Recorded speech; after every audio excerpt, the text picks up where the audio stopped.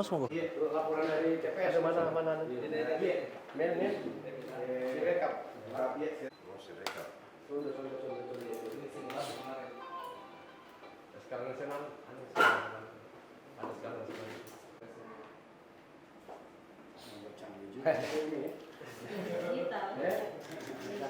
Nggak salah lagi Bu Sijen. Apalagi kemiskinan. Iya kan? Jadi ada progres. Inflasi gitu saja. Siap. Cukup. Siap cukup. Sip-sipan. 2 sip atau sip. Siap. Lebih update itu di kabupatennya. Jadi kami hanya merampungkan daripada rekap-rekap yang ada ini. Ini hanya sebagai bahan karena istirahat dulu. Ayo. Lagi ini KPU lama-lama kita. Saya harus tanya Bawaslu dulu sebelum saya tanya KPU. Skala prioritas lagi itu adalah distribusi logistik. Ya, tinggal tidur atau bagaimana? Saya tinggal dulu deh, bentar. Mau ke sini.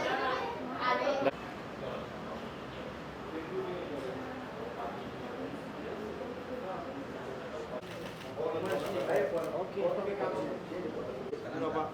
1, 2. Izin salam KPU.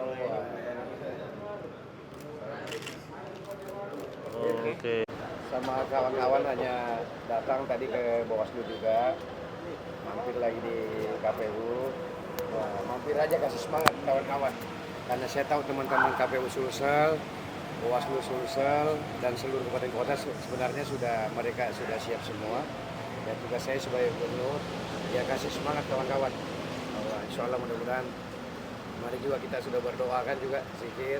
Ya, sama-sama mudah-mudahan semua lancar. Kita tinggal berdoa pada Allah Subhanahu Wa Taala semoga besok semua lancar. Ya. Tadi dicek terkait dengan sistem medianya kita untuk proses rekap besok. Dari situ selanjutnya kita ngobrol santai sama Pak Gub.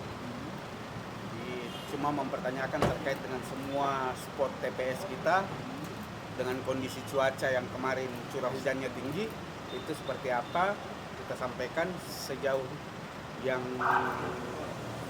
sampai siang tadi.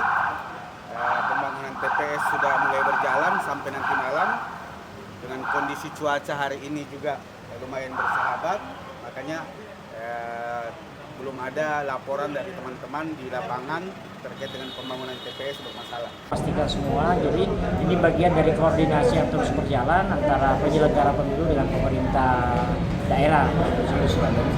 Pak, fokus KPU apa saja Pak? Termasuk mungkin penertiban APK, koordinasi logistik agar berjalan lancar dan sebagainya. Bawaslu kita fokus di pengawasannya.